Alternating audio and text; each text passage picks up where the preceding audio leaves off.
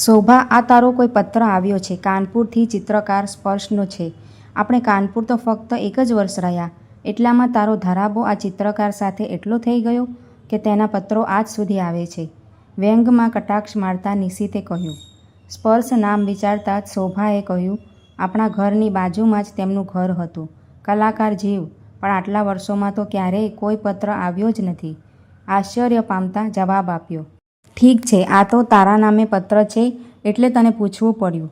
અરે છોડો બધાને, રુજુતાના માતા પિતા આવતા જ હશે. ત્યાં જ ડોરબેલ વાગી.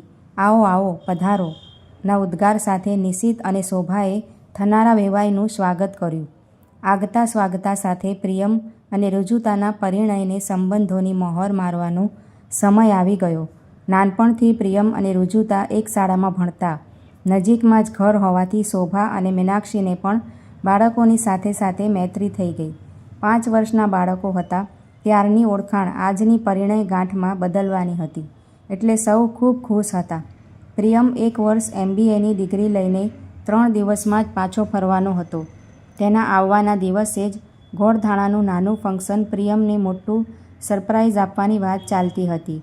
બધું જ નક્કી કરીને રુજુતા તેના મોમ ડેડ શોભાના ઘરેથી વિદાય થયા. નિશિતનો સ્વભાવ પહેલેથી જ થોડો ખટપટીયો. તેણે શોભાને યાદ કરાવતા કહ્યું, કંઈ ખબર પડી કે રુજુતાના મોમ ડેડ પ્રિયમને સગાઈમાં શું આપવાના છે? તારી વાત તો મીનાક્ષીબેન સાથે થઈ જ હશે ને? હા, હવે જવા દો ને તે વાત. શોભાએ વાત ટાળતા કહ્યું, તેઓ જે આપશે તે તેના જમાઈને આપશે અને તે તેનો જમાઈ જ વાપરશે. આપણે શું લેવા દેવા? કેમ નહીં, ખીજાઈને નિશિતે કહ્યું. આવડો મોટો ભણાવ્યો ગણાવ્યો તો આપણે જ ને? તો મારે પૂછવું જ પડે ને કે શું આપવાના છે? પ્રોફેસરજી તેમના એકના એક જમાઈને. ખબર તો પડે આ સંબંધ ખોટમાં છે કે નફામાં. અરે આવું બોલીને તો તમે મારા અનમોલ હીરા જેવા દીકરાનો સોદો કરવા બેઠા હોય તેવું લાગે છે.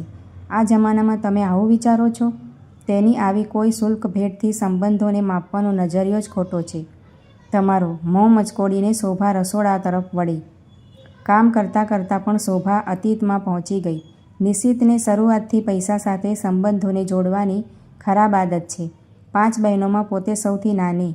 મા બાપે ભણાવી ગણાવી અને બધાને માંડ પરણાવ્યા. ત્યારે પણ કોઈક વાર તહેવારે મારા પિયરમાંથી ઓછો વ્યવહાર થાય તો તરત નિશિત અને તેની મા મને સંભળાવતા. પણ હવે હું આનું પુનરાવર્તન નહીં થવા દઉં. હું રુજુતાને તેના પિયરથી કંઈ પણ લાવવા લઈ જવામાં કોઈની દખલગીરી નહીં ચલાવું. સાંજે જમી પરવારીને શોભા અને નિશિત બેઠા હતા. ત્યાં જ નિશિતને ઓલો પત્ર યાદ આવ્યો. શોભા, ચાલ ઓલા સ્પર્શ મુજમુદારનો પત્ર ખોલીએ. જોઈએ 24 વર્ષ પછી આપણે એને કેમ સાંભળ્યા. શોભાને પણ થોડી મૂંઝવણ તો થઈ, પણ સ્પર્શે આટલા વર્ષે મને કેમ યાદ કરી હશે એવું પણ લાગ્યું. પ્રિય કહેવાનું હક તો છે જ નહીં, એટલે ખાલી શોભા. તને મારો પત્ર મળશે ત્યારે હું આ દુનિયામાં નહીં હોઉં. મને મગજમાં ગાંઠ થઈ છે. આ લખું છું તેના બીજા જ દિવસે ઓપરેશન છે. બહુ ઓછી શક્યતા છે કે હું આ શસ્ત્રક્રિયામાં બચું. એટલે જ કદાચ તું યાદ આવી. તારું એડ્રેસ મને નિશિતના મિત્ર પાસેથી જ મળ્યું. હું જીવનમાં એકલો જ છું. મારો કાનપુરનો બંગલો અને બેંક એકાઉન્ટમાં રહેલા 70 લાખ હું તારા દીકરા પ્રિયમને નામે કરતો જાઉં છું. મારો વકીલ મિસ્ટર કોહલી તમને મળવા અને કાનૂની સહી સિક્કા કરવા આવશે. પત્રની વિગત સાંભળતા જ શોભાને કાપો તો લોહી ના નીકળે તેવી હાલત થઈ ગઈ. શોભાએ દુનિયાની સામે ગોરંભી રહેલું સત્ય આમ 24 વર્ષે બહાર આવશે એવી કલ્પના તેને ક્યારેય નહોતી કરી. હકીકત વાંચીને નિશિતે પહેલો સવાલ કર્યો કે સ્પર્શ આપણી બાજુમાં રહેતો ત્યારે પ્રિયમ તો ફક્ત 1 મહિનાનો હતો. વાત શું છે શોભા? કાનપુરની આટલી મોટી હવેલી અને 70 લાખ જેવી માતબર રકમ તે શું કામ પ્રિયમના નામે કરે? શોભા ખૂબ ગભરાઈ ગઈ. તેના હોઠ સુકાવા લાગ્યા અને આખા શરીરે પરસેવો બાજી ગયો. તેના આંખમાંથી આંસુ વહેવા લાગ્યા. તેણે નિશિતને કહ્યું, પ્લીઝ તમે મને ગેરસમજ નહીં કરો. હું શાંતિથી તમને બધી વાત કરું છું. આપણે નવા કાનપુર રહેવા ગયા હતા. તમારી નવી નોકરીને કારણે તમે બહુ જ વ્યસ્ત રહેતા હતા. સવારે 8 વાગ્યાથી તમે નીકળી જતા અને મોડી રાતે ઘણીવાર કંપનીમાં જ કોઈ ક્લાયન્ટ સાથે ડિનર કરીને આવતા. નવા સ્થળને હિસાબે હું કોઈને ખાસ ઓળખતી પણ નહોતી. મારો ચિત્રકલાનો એક જ શોખ સમય પસાર કરવાનું સાધન હતો. એક દિવસ રવિવારે સવારે તમે સ્પર્શને આપણા ઘરે લઈ આવ્યા. બાજુના બંગલામાં રહે છે અને તે બહુ મોટા ચિત્રકાર છે એવું કહીને ઓળખાણ કરાવી હતી. ઔપચારિક વાતો કરી આપણે સ્પર્શને વિદાય આપી. આવતા જતાં એક પાડોશીને નાતે સ્મિતની આપ-લે થતી. તેને ઘરે ચિત્રકળાના ટ્યુશન આપવાનું પણ ચાલુ કર્યું હતું. તમે મારી એકલતાની ફરિયાદોને દૂર કરવા સ્પર્શને આપણા ઘરે મને ટ્યુશન આપવા આવવાની વિનંતી કરી. ધીરે ધીરે મને પેઇન્ટિંગ બનાવવામાં અને સ્પર્શની નજદીકી ગમવા લાગી. તમે 15 દિવસ માટે મુંબઈ ગયા હતા ત્યારે એક વરસાદી સાંજે મને ખૂબ તાવ આવ્યો. ઘરમાં મારો ખ્યાલ રાખવાવાળું કોઈ ન હતું. તેણે મને કપાળે પોતા મૂક્યા અને દવા આપીને સુવડાવી દીધી. બીજા દિવસે હું તેનો આભાર માનવા ફૂલો લઈને તેના ઘરે ગઈ.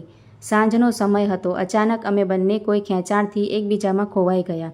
થોડા દિવસો પછી તમે મુંબઈથી આવી તો ગયા, પણ એ જ દિવસે તમારી લખનૌની ઓફિસમાં ઇમરજન્સી કોઈ કામ આવી પડ્યું, તો તમારે પાછા 10 દિવસ ત્યાં જવું પડ્યું. થોડા જ દિવસમાં મને મારી ભૂલ સમજાઈ. આ કોઈ પ્રેમ નહોતો, પણ એકલતાનો આવેગ હતો. તે કદાચ કોઈ પુરુષથી પણ એકલતામાં થઈ જ જતો હોય છે. મને મારી ભૂલ સમજાઈ તે પહેલાં જ મારામાં સ્પર્શનું બાળક આકાર લઈ રહ્યું હતું. મેં પેઇન્ટિંગ ક્લાસ પણ બંધ કરી દીધા. ક્યાંય બહાર આવવા જવાનું પણ ઓછું કરી નાખ્યું. સ્પર્શ મને મળવાની કોશિશ પણ કરતો, પણ મેં આ આવેગને કોઈ જ નામ ન આપવાનો ફેંસલો લીધો હતો. થોડા વખતમાં મારા ખોળે પ્રિયમ અવતર્યો. તેને પામીને પાછળની બધી વાત હું ભૂલી ગઈ અને તમારી બદલી મુંબઈ થવાનું સાંભળીને મને ખૂબ રાહત મળી. મુંબઈ જવાના આગલા દિવસે જ તમારી ગેરહાજરીમાં સ્પર્શ પ્રિયમને રમાડવા ઘરે આવ્યો. તેને પણ મને વચન આપ્યું કે હવે તે ક્યારેય મારો કે પ્રિયમનો સંપર્ક નહીં કરે. મુંબઈ આવીને તો હું સ્પર્શ નામની વ્યક્તિને ક્યારેક ઓળખતી હતી તે પણ વિસરી ગઈ. તે હાથ જોડતા શોભા રડતા રડતા બોલી કે ઓલી નાજુક ક્ષણ સિવાય જીવનમાં ક્યારેય તમને નથી ભૂલી. પૂરા મન, વચન અને કાયાથી તમારી વફાદાર રહી છું. મારી એક ભૂલને માફ કરી દો. વાહ! નિશિત ગુસ્સાથી લાલ પીળો થઈ ગયો. મારી જિંદગીમાં આવું મોટું જુઠ્ઠાણું ચલાવીને તું એક ભૂલમાં ખપાવે છે? ના ના, આ તો હું બિલકુલ નહીં ચલાવી લઉં. આખી જિંદગી હું જેને મારો દીકરો સમજતો હતો એ તો તારા પાપનું પરિણામ છે. 3 દિવસમાં પ્રિયમ આવે છે. તેને કહીને આખી વાતનો ફેંસલો કરવો છે. હું હવે તારી સાથે નહીં રહી શકું. આ સાંભળીને શોભાના પગ નીચેથી જમીન સરકી ગઈ. તેને ઘણીવાર નિશિતને સાચી હકીકત કહેવાનો વિચાર કર્યો હતો, પણ પરિણામનો વિચાર કરતાં જ ડરી જતી. અચાનક સ્પર્શનું મોત તેના જીવનમાં પ્રલય લઈ આવ્યો. સવારે રુજુતા જ પ્રિયમને લેવા એરપોર્ટ ગઈ. રસ્તામાં આવતા આવતા જ આખી હકીકતની જાણ કરી. પ્રિયમને ઘર પાસે જ ઉતારી રુજુતા પાછી વળી, કારણ કે આ વાતમાં તે ક્યાંય વચ્ચે આવવા નહોતી માંગતી. ઘરે પહોંચતા પ્રિયમને પોતાનું ઘર અજાણ્યું લાગ્યું. પોતાના ડેડને પોતે આવવાનો ઉમળકો જ ન દેખાયો.